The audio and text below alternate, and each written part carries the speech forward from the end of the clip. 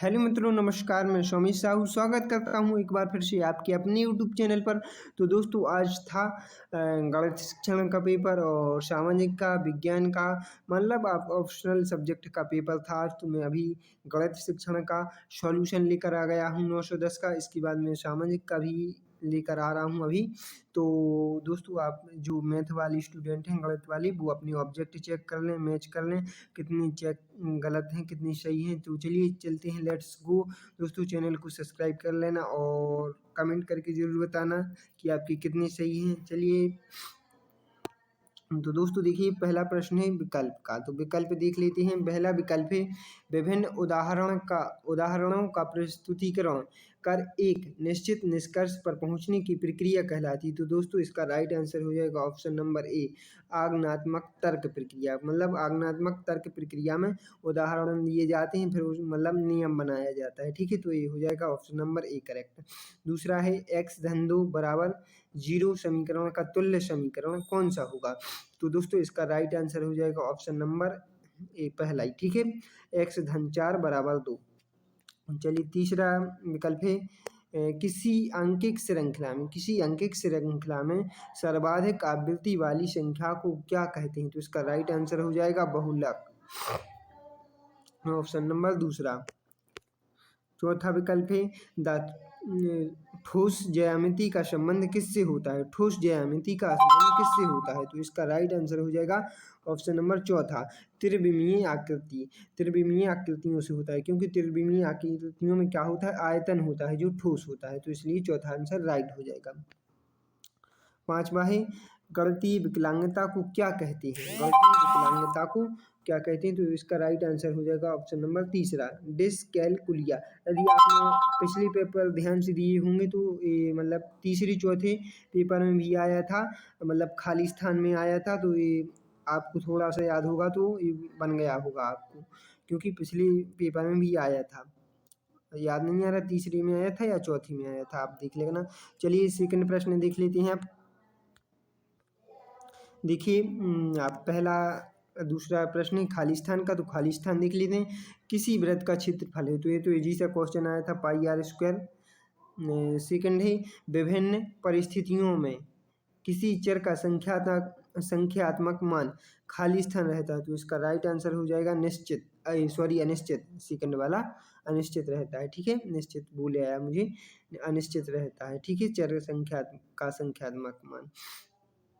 तीसरा है किसी श्रेणी 10 12 12 4 4 4 10 4 12 का बहुलक खाली स्थान होगा। तो इसका राइट आंसर हो जाएगा 4, क्योंकि 4 मतलब जिसकी ज्यादा बार आवृत्ति होती है वह बहुलक कहलाता है। जैसा कि यदि आपने विकल्प भी ध्यान से पढ़ लिया होता तो ये प्रश्न बन जाता। तो देखिए, जैसे 4 है, 1 2 3 और 1 जी 4। तो दोस्तों, चौथा है हमारा, चौथा खाली स्थान। देखिए, द प्रसिद्ध पुस्तक द एलिमेंट्स के लेखक खाली स्थान है। देखिए, इसमें कन्फ्यूजन है बहुत सी लोगों को। तो इसका राइट आंसर हो जाएगा यूक्लिड। बराहमीर की रचना है पंच सिद्धांति का। ठीक है, एक पूजा नहीं मिल रहा। तो इसका चौथी का राइट आंसर है यूक्लिड। पांचवा है गणित विषय की पाठ्य पुस्तक खाली स्थान होनी चाहिए। तो इसका राइट आंसर बाल केंद्रित हो जाएगा।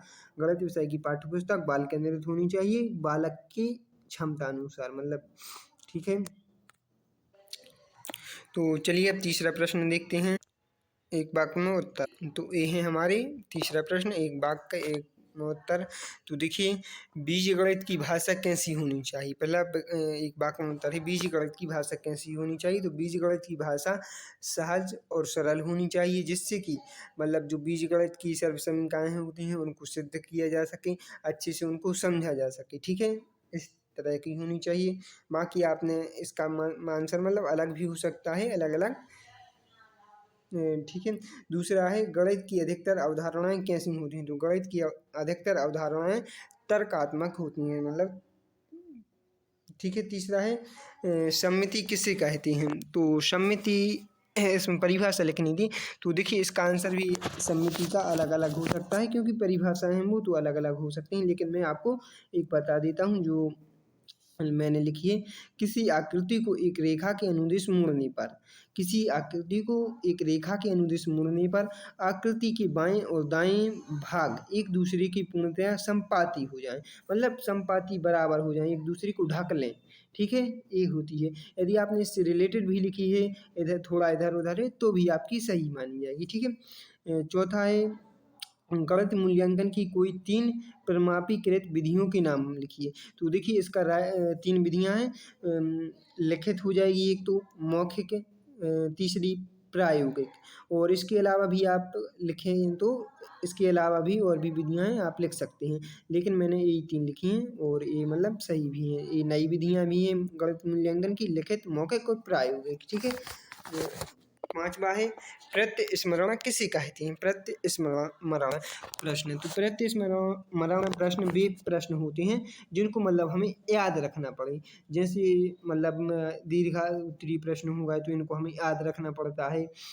जैसे और खाली स्थान होगा तो खाली स्थान भी हमें याद रखने पड़ेंगे कि तीसरी खाली स्थान का उत्तर क्या हो सकता है। तो ऐसे प्रश्न जी कहलाते हैं प्रत्यस्मरण। ठीक है, जिनको याद रखा जाए।